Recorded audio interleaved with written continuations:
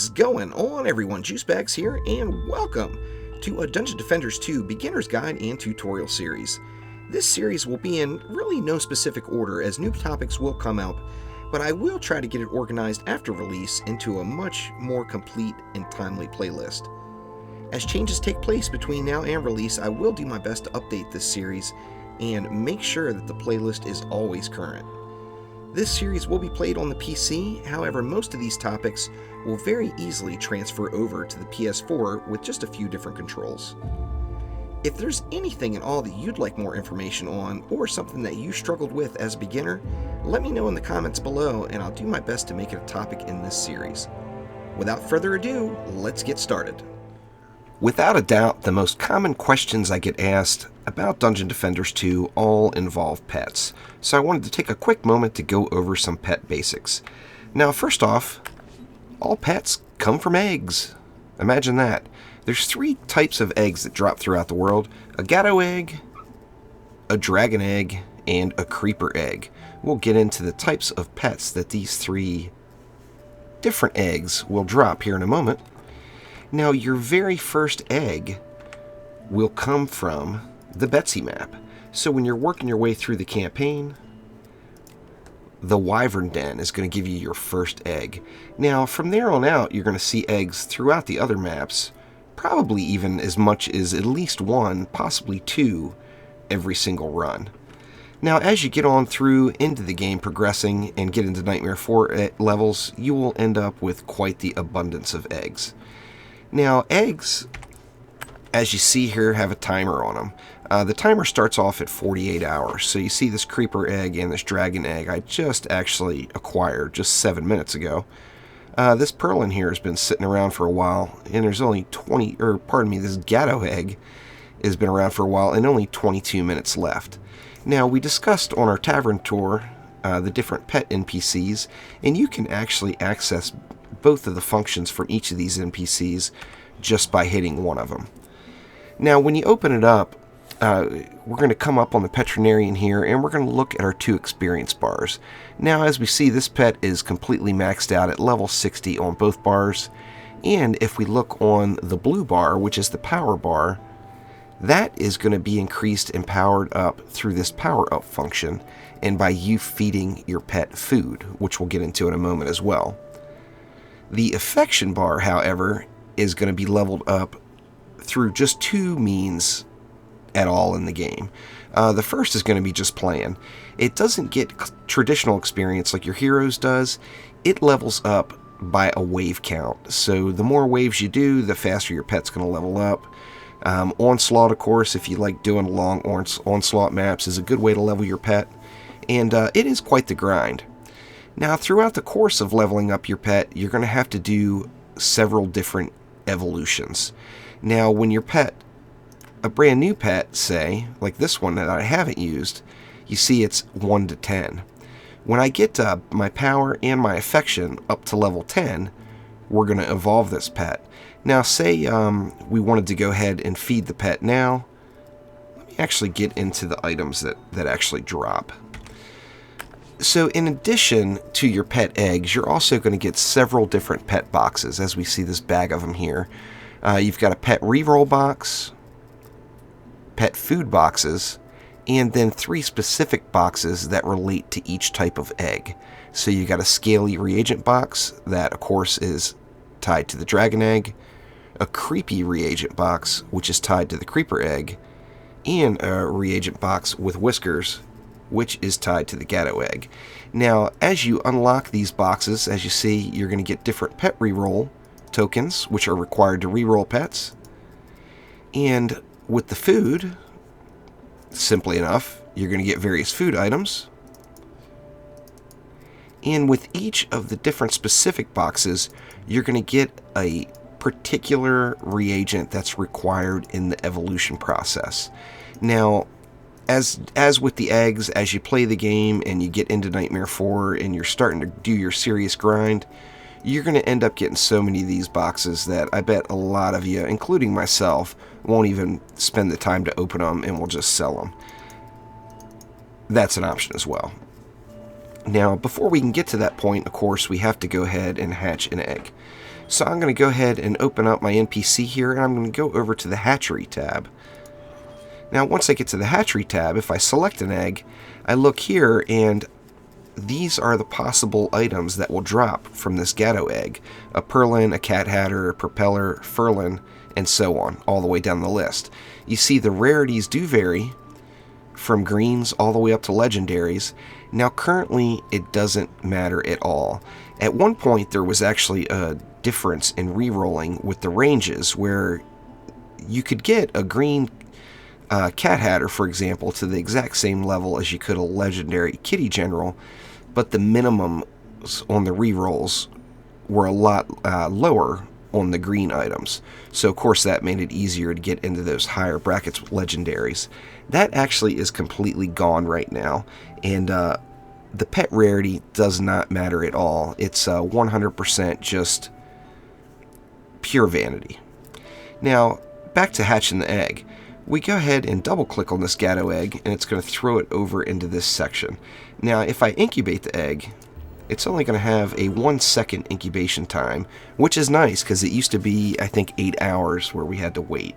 Once the hatch box pops up and the egg is wobbling, you can go ahead and click hatch, and you see from that egg we got a hatchling Cat Hatter. Now if we go ahead and do the same thing for a dragon egg, we're going to incubate it, and I'm going to get a hatchling Green Eyes, and that one is a purple, so that's mythical rarity. And then on over to the creeper eggs. This one I'm going to get a green quality hatchling infant. Now depending on the different eggs, you're going to have different abilities. Some abilities are tied to Gattos specifically, some are tied to dragons specifically, and some are tied to creepers specifically. And there's a long list of pet abilities which we are not going to get into in this one, as this one is just pet basics.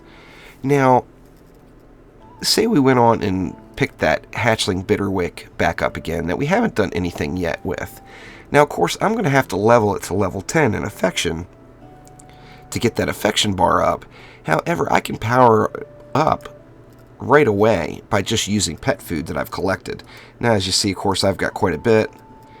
If you can feed by 1 or by groups of 10, and depending on the rarity is dependent on the amount of experience it's going to get. If you don't have any pet food, you can always buy pet food. For 5,000 gold, you can get a full stack of 10 standard pet food. And, that's obviously not the most ideal since you find all this food in the game. But if you want to get a pet leveled up in a hurry, you can also buy into it like that. Now, as we notice here with the Bitterwick, our power is now 10 of 10. I need to actually play on this to be able to go ahead and evolve it. Now, next to the evolve button, you're going to see this little guy, Vials of Fright. And as you see, I've got 533 of them. It requires 3 Vials of Fright to evolve this pet. And those, of course, are going to be the items that you got from your pet-specific boxes. So there's 3 different types of pet rerolls that you're going to get. You're going to get pet ability rerolls, pet stat rerolls, and pet empowerment stat rerolls. As far as the reagents that drop for evolving pets, you're going to get lots of different ones, and there will be different requirements depending on the tier. Now you're going to have to evolve them at level 10. You're going to have to evolve them again at level 25. Once again at level 45, and then that will be the last evolution and will allow you to go ahead and level your pet all the way up to 60. Now, as you level your pet up, your pet is going to go up a flat amount of empower stats. If we look at the pet itself, we see that it's busted into 3 sections. Let me go ahead and let's go ahead and get back to Dragolich, who I have equipped. The 3 sections it's separated into is pet stats, which this is the type of damage the pet does, and the pet attack rate. Empower stats, which are stats that the pet is going to give directly to you, and in this case I've got hero damage and hero crit damage. And then the pet ability, which in Dragolich's case I've got Ghost Whale, and that is the the reason you use the Dragolich pet is that particular ability. Now, one important thing with rerolls, of course, with any of these stats, the higher number you can get, the better. At level 50, the highest you can get is 350 in one of these categories for the Empower stats. And the damage stats are going to depend on the attack rate and the attack, or the type of pet attack that the pet does. Now, as we see here, I can get to 350 on my hero damage and hero crit damage. Mine are still both pretty low. Hero crit damage is the lowest, so let's go ahead and try to re-roll that and see if we can get a little better number.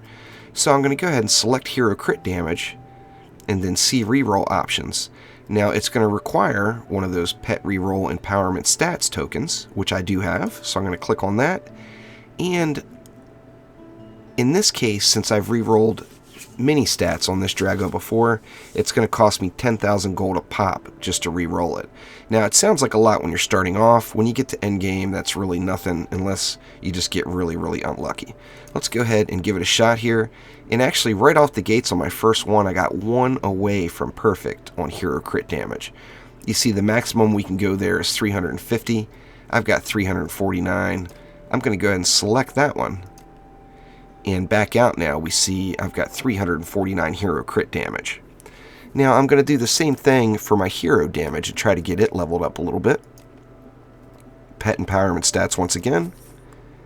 And I didn't get a hero damage to choose from, so I'm going to keep the original and try to re-roll again and see if I get a little better luck.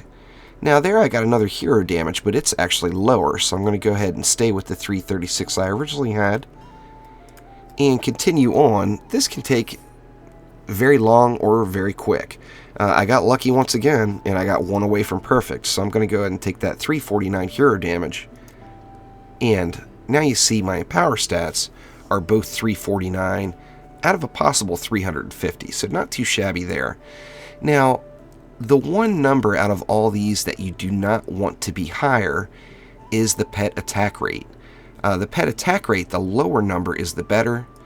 And let's see if we can improve on that attack rate. We're going to go ahead and select it. This one is a pet stat, not a pet empowerment stat, so it's going to use one of the other reroll items. And you see the best I can do is 310. The worst I can do is 393. I'm actually at 312, so that's pretty darn close to perfect. I'm just going to keep that and move along. Now, one thing you cannot re-roll is the type of elemental damage if you do have elemental damage on the pet. Not all pets will have elemental damage, some will have physical damage, and that's just displayed as just damage. Let me see if I can find one that has that. Yeah, just pet attack damage. This means this pet is going to be doing physical damage. Now, moving back over to Dragolich here, I cannot re-roll the type of damage Dragolich does. However, I can re-roll the amount of damage it does. So if we go ahead and select the storm damage, pet stat once again. Now, of course, all I'm going to get is storm damage. I don't have another option, but I do have a chance to re-roll it higher.